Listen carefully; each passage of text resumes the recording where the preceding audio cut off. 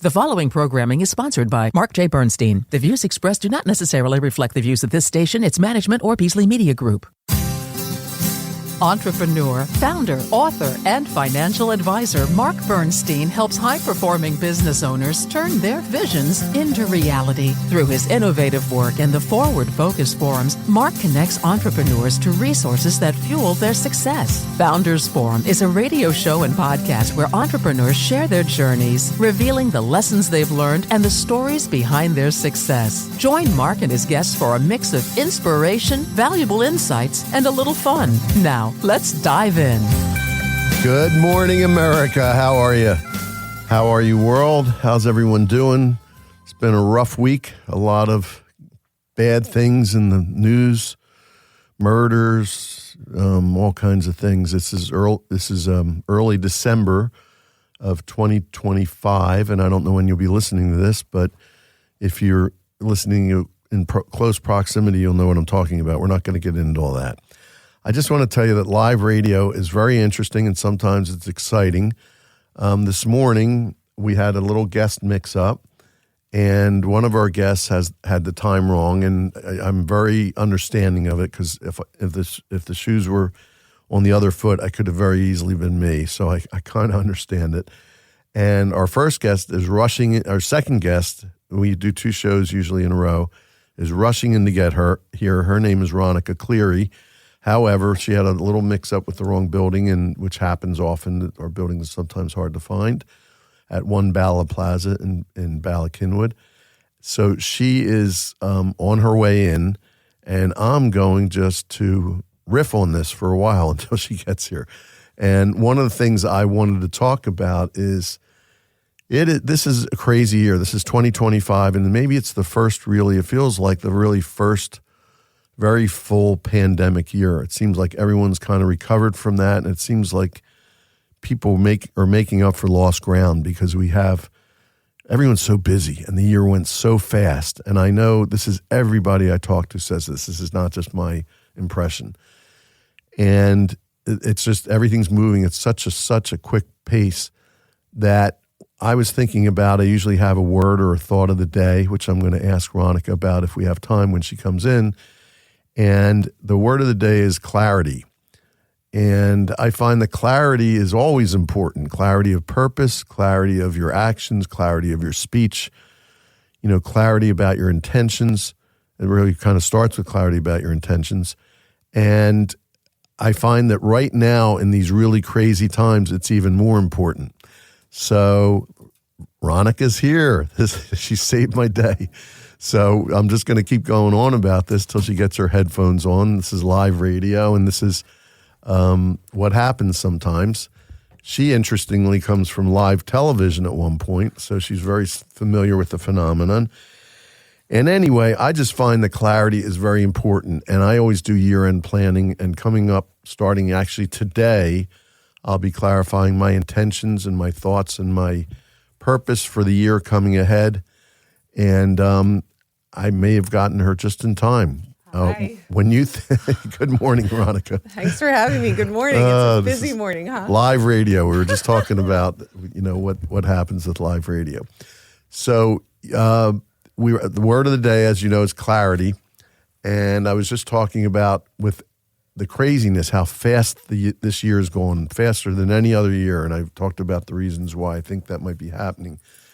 And given that, do you feel like you're working at a frantic pace? And what does clarity mean to you during all of that? Oh, that's such a great thing to think about. I'm very intentional about not working at a frantic pace. And thanks for having me here, by the way. My pleasure. We don't need to skip pleasantries just because we're going crazy. True. So I work very hard to not work at a frantic pace. Yep. Everything I run a public relations agency, which I think the stereotype is frantic. And I don't want that. So I'm very deliberate and intentional. And you came from a business that was frantic, also stereotype. Exactly. And you have a young family. Which is frantic. Right. So, yep. So you have two questions. So the way that I live without the chaos is to be extremely deliberate and organized. Everything we do with our clients, I think pausing and planning and having a strategy and agenda, even when you think you can't plan for the unknown, can really help. Intentional. Being very intentional. Yep. Mm-hmm. And then clarity. I have a slightly different answer than you might expect for clarity, but it's really helped me. So I think intuition and listening to your gut are very important parts of being an entrepreneur, running a business, and just working in life. And frankly, I felt like I was losing touch with my intuition because I was too caffeinated. Is that crazy? I was drinking so much coffee. It's believable. I just couldn't hear myself. So I haven't given up the stuff, but I greatly reduced my caffeine intake, and I feel like I have a lot more clarity, and I can focus in a way that I just couldn't for a while. So very interesting. Thank you. I have to tell you, I just did a Whole30 diet, and I've never had a cup of coffee in my life. Well, they drink coffee on Whole30, don't they? No. Well, decaf, no caffeinated, no caffeine, because you're cleansing. So, but I started drinking matcha tea a couple years ago, and it's a different kind of. You don't get that crazy high like you get from coffee, but it does give me energy. Yeah. Surprisingly, when I was doing the Whole30, I felt like I was an addict off of my drug with the matcha tea. Yeah, even if you're not at a highly caffeinated beverage, whatever that caffeine intake is, boy. Yeah. You'll feel it. It was surprising to me because I didn't think it has a gentle effect. Anyway, so let's back up. We have Ronica Cleary here today. She is founder and CEO of Cleary Strategies. I see clarify strategies. I know. I like that. Thank you. A full-service public relations agency. Give my husband's name credit for that. I know a lot of Clearys too.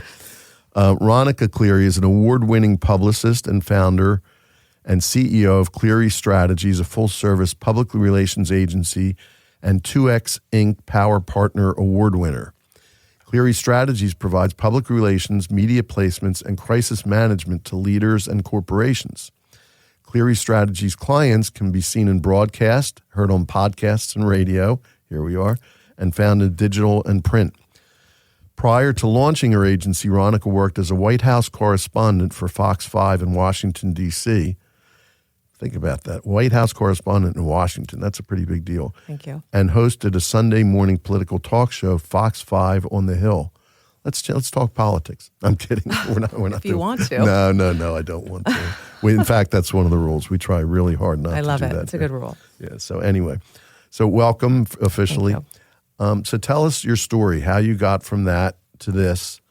And let's start with that, with the founding of your company. No, that's great. And it's funny hearing you say that we put our clients on the radio. I mentioned to a client today that I was coming over here, and I said, we got to do PR for the publicist, So, right. So I'm a former television journalist. Most recently, I was a White House correspondent in Washington, D.C. I covered the first 18 months of the first Trump administration. Before that, must have been fun. It was busy. It was... I know we don't talk politics here, but covering that as a journalist was an incredible life experience. I'm very thankful that I happened to be in D.C. at that time. It was the news of the world, yeah. And biggest news of the world in a long time. So it was. I get it. And I had gone down to D.C. before.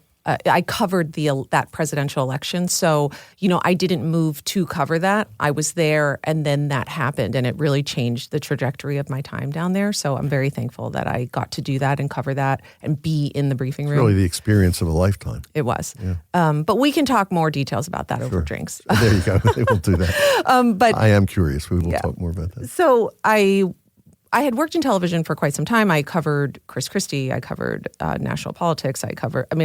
I had done a lot. I really feel that I had a storybook experience and storybook career in television. And, for me, I have always had a lot of goals and dreams. TV was a big part of that, but I always really had entrepreneurial goals as well.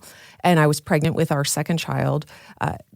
When I moved down to Washington, my husband had just bought equity into a company up here. So I actually moved down to Washington by myself with our daughter and worked as that White House correspondent without my husband there every day. It was intense. Who was in New Jersey, right? Who was in Pennsylvania. Oh, Pennsylvania. It was intense, to say the least. So I was pregnant with our second, and my contract was up right around the time when I had our second. And we just, as a family, decided that it was time to live under the same roof.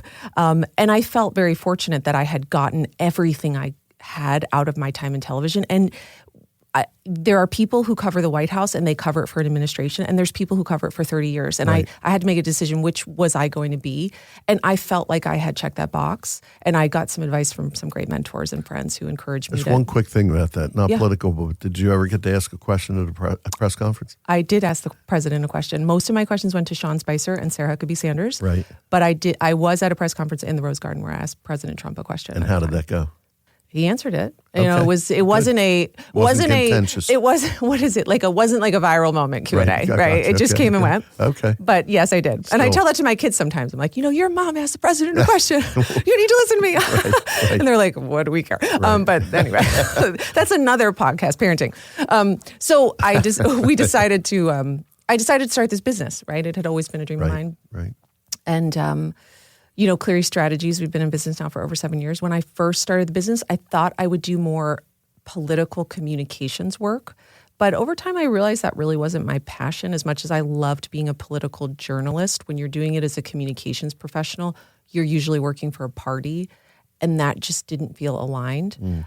And because we know the parties are so divisive and both sides, and I just didn't really feel comfortable. My future son-in-law does that for the Democratic Party. Really? Well, I would love to talk to him. What you're talking but about, I'm sure that while he might not admit it on the radio, I think it can be challenging if you are any type of person with sensibility and thoughtfulness. All of the things that I think are so important as a journalist, they kind of go out the window when you're doing political comms because it's just they're wrong and we're right all the time. And that felt very uncomfortable to me. So we transitioned and we listened to potential clients, and I had wonderful people in my network who reached out to me and said, I have this business, I have this product, I have this thing, I want to be on TV, I want to get press for it. And I just said, okay, well, let's give it a shot. It was very much organic. What kind of people? Any specific industries or businesses or? So 2 people I can think of, 2 of my first clients I can think of. One had a product, a children's product. And she said to me, we went to college together. We went to Penn Engineering together. And she said, can you get me on the Today Show? And I said, I don't know. And so we signed the 6-month contract. I did not get her on the Today Show. But we got great press for her. And it was really eye-opening to me how the skills that I had developed covering politics and being a journalist, and even though I worked in this very specific area of reporting, I really had a lot of great skills that could help people. And then another person that I knew from Drexel, in my Drexel network, because I got my master's at Drexel, he's a multifamily real estate investor, and he said, I need a new publicist. So those were 2 people in my network. And then little by little, obviously our clients are now far beyond my immediate network, and I'm very thankful for that. And we have a great roster of clients. In the interest of time, because we got started a little late, I'll skip ahead to, because it's not just you today. You have, including independent contractors, 10 people, I believe, when we last spoke. Right? That's right. Yeah. Cleary Strategies is now a team. We're a full-service public relations agency. We're industry agnostic. We support clients from coast to coast. And that transformation really came from clarity, from listening, from intuition, all the things we talked about in the beginning. I think they're applicable to any entrepreneurial journey. If you pay attention, they matter. It's amazing how I can pick a word or a topic and somehow it always weaves its way back into this conversation because they're kind of universal topics that are important in days like these. So tell us about, cause one of the interesting things that we talked about a lot when we did our pre-interview. I think I told you 5 pages of AI meeting notes, the most I've ever had. So we got, and it's all good substantive stuff. Oh, thank you. So the question is culture, because you have you have independent contractors, everybody works remotely, and I know that you're building a certain way of putting yourself out there, your company in the world. Mm-hmm. So how do you do that? What does your culture look like, and how do you do that? And we have just a minute or 2 before the break, and then we'll come back and talk about some other things. It's an interesting challenge.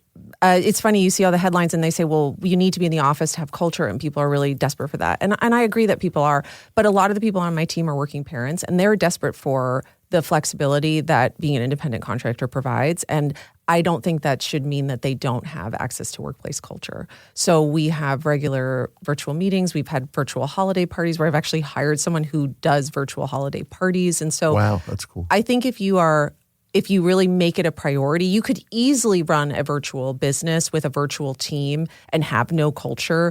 But a lot of these people I worked with in television, they're like family to me. We grew up together in this business, and I care about them deeply. And I also was lonely, right? I also needed workplace culture, right? So some of it, I think, in the beginning was spearheaded by my need for that. And I can only imagine they have a need and a want for that too. There is a way to do it. Might not be as good as an in-person every day, but this is the environment that I need and require for my family and lifestyle. And frankly, it's the environment, the virtual environment is what most of the people who work for me need. And so I think you can work around that and give them a culture and community if you work at it. I think yours is especially special, but we have all kinds of companies on the show, and I think many companies are remote now, and the culture is important every time still, regardless of their situation. So with that, we're going to take a quick break, and we'll be right back on Founders Forum. The Sattel Institute is the leading CEO member organization dedicated to corporate social responsibility. Under the vision and leadership of its founder, entrepreneur and philanthropist Ed Sattel, the Institute brings together CEOs in Philadelphia and other cities to support the nonprofit organizations that do heroic work in our communities. The Sattel Institute believes that community is every leader's business. SI's members-only meetings and private CEO conferences give members the opportunity to hear from world-class thought leaders on crucial topics like AI, education, corporate philanthropy, and more. In addition, CEO members get the opportunity to share ideas and experience with their peers, like-minded CEOs who believe in the importance of giving back to the community and who understand the benefits companies get from embracing corporate social responsibility. The Sattel Institute charges no dues or fees. In order to join, member companies simply make a long-term commitment to the nonprofit of their choice. To find out more about membership and why so many leading companies are now part of the Sattel Institute, visit the organization's website at sattelinstitute.org. Sattel, S-A-T-E-L-L, institute.org. As Ed Sattel says, think we, not just me.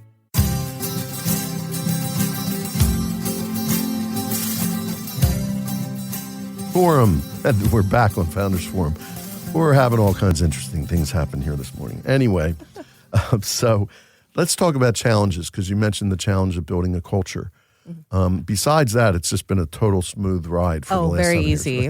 Very easy. Right. I sleep very well at night, 8 hours, sometimes 9, just. So I should, full disclosure, I met Ronica at the Union League of Philadelphia, where we're both members in a group called the Entrepreneurs Roundtable. So, and that's how it came about that she should be on the show. And, we talk about this every week. Everyone's got challenges. Everybody's got hits, bumps in the road, no matter how successful and all that. What were some of yours in building this business? I think pipeline management, getting clients. Sure. I had no idea what I was doing. So I always say I know how to do, I didn't really know how to do PR. I sort of learned that too, but I understand media. I deeply understand the media landscape and how it works and how people fit into it. That is totally different than running a PR agency, right? Right. And so the greatest challenge for me was getting a pipeline of clients who were not in my immediate network and figuring out how to best do that. And every time somebody says, well, this strategy can help you get clients and this strategy can help you get clients, they might all be telling the truth, but they don't work for every business. So it's like also the investment to figure out what works for you. Today, I think we have very strong SEO, and frankly, we have very strong GEO. We've had several clients find us. That's generative engine optimization, which is basically the term for being found on a ChatGPT. And we've had several clients find us that way, or potential clients, I should clarify. And so that has worked extremely well for us. But figuring out that would work, the time it takes for it to produce results is crazy. And so now I think we have a pretty robust pipeline, but that is the thing that I think keeps me up the most. Mm-hmm. It's like, where does the next client come from? Or where does the next really good fitting potential client come from? And that's challenging. I can really relate to that. I have financial services businesses. We're very specialized in working with entrepreneurs and with unique, where the business is the keystone asset. That's very different than a lot of financial advisors. And, I've had so many companies that I've hired and wasted money that said, we can get you business, SEO, LinkedIn, all that kind of stuff. Sure. None of it ever worked. But I am now figuring out, I'm starting to present myself I've been very active with media with this podcast and with the Manufacturers Forward Focus Forum and the other forums that I run, but never really talking about my business. Now we're starting to do that. Mm-hmm. And in fact, I'm working with a young guest on my show. I always say young because he was 22 when he started his business. Oh, wow. And he specializes in podcasts, and we're working on it. And we're doing the GEO piece of it. Sure. And it's bringing in business. That's great. So it's really interesting, but I know the difference. And I've been in pipeline business for 40 years, Sure. So I've always understood that. Absolutely. But taking it, changing it to the modern era and figuring out new and interesting ways to get to the right people, which is what you need too, is difficult. Exactly. So I get that. So how did you finally, what had you kind of figure that out, or what did you do to change in that regard? I got lucky and invested in SEO, and it worked, but it took a long time. I also just found the right company. I just found the right partner. Mm-hmm. We paused in that investment now. I understand it well enough, and we're doing well enough that I think I just took a little break from it. We invest in other things. But I think a lot of it is sometimes it feels a little bit like an accident, right? You just have to be willing to try new things and unafraid of it. So that SEO has been a great tool for us, and it has brought in very high quality leads. So I'm very thankful for that. And then, of course, referrals and things like that. I also think another challenge for us is as we change our pricing structure and as we charge more, it brings in a different type of client with a different type of expectations and way that we work with them. And that's been a transition too. And that has been hard. All of our clients, for the rates that we charge, they're hard, right? These are hard clients to deliver public relations results for. PR is a very hard industry.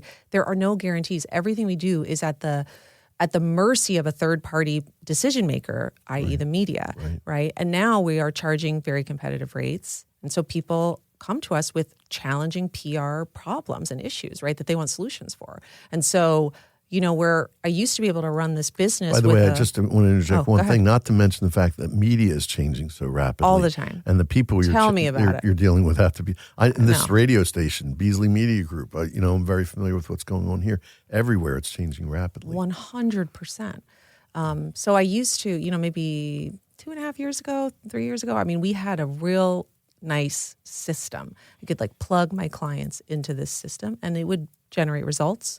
It was awesome, right? But we had a very specific type of client that we took, and it worked.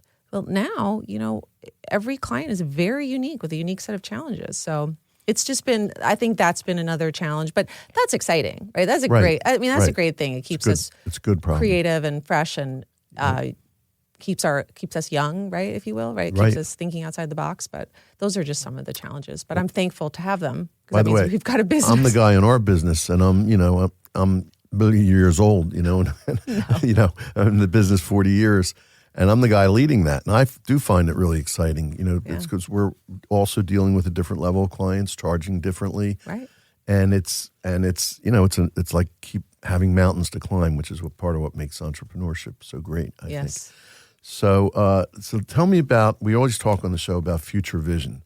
So this is December something. I'm not even sure what date it is right now today. 17th? 17th, I think you're right. December 17th, 2025, for those who are listening whenever. And it's going to be on the podcast. Okay. And it's, if you and I are having that drink you talked about, we'll make a date for 3 years from now, December 17th, 2028, okay? And we're looking back on the last 3 years. What would have to happen over that 3-year period for you to feel like that was a successful 3-year period in your business and your life? Oh, my gosh. Please don't hold me to it. Okay. I would like our business to keep growing. You did tell me before. I can give you some hints. I know. I would like our business to keep growing. I'd love to see 20 to 30% year-over-year growth. Mm-hmm. I would like to have at least 1 or 2 other people on my team that can fully manage accounts start to finish. I am not managing the day-to-day or every detail, but I am a touch point far too often for any entrepreneurial roundtable conversation. They'd say, okay, you're touching way too many pieces of this if you want to really run this business.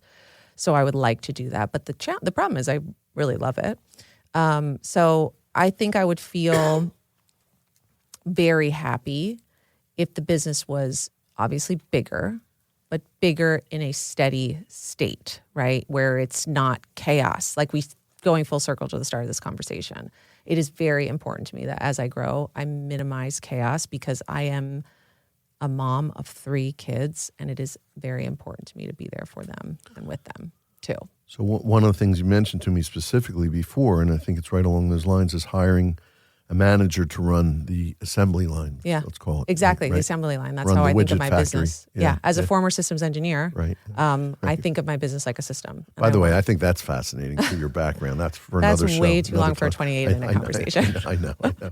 So, and what, in terms of that vision that you have, growth and having the business run differently, what challenges do you see there, and what strengths do you have that has you feel that you will overcome those?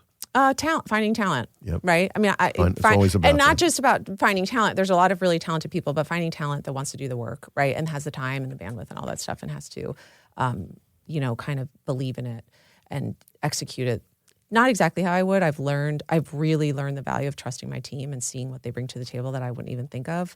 And the creativity and the ideas and the success that we would not have if I was by myself. There's no convincing me that other people can do great work. That entrepreneurial thing where you think you're the only one that can do it. I don't have that. Good. But I'm You're lucky. sure That's a disease. giving more work or more responsibility, more expectations, that will just be harder and harder to kind of find. Is that person a PR person, or does it need to be, or can it be somebody that just has good management skills? I think it needs to be a former journalist. I was thinking that. Yeah. Gotcha. Yeah. I think you have to understand this business in a way that you just can't learn. You need to unless find you've another been engineer, a former engineer journalist, because that's not the typical qualities you'd find in a newsroom person, right? That's true. Okay. Yes. Okay. All right. So we'll leave that. We could talk more. I can help you think that through. Thank if you'd you. like. I appreciate that. I do a lot of that. Let's talk about. I know you're a voracious reader. I love to read. So what are your favorite books? Okay, so I brought my 2 favorite books today. I know that they can't see, but not 2 favorite books, but Show 2 the favorite books camera. for this conversation. So this one is called Die with Zero. This is a fantastic book to think about, what are we working for? What is the money for? Do you want to be the richest person in the cemetery?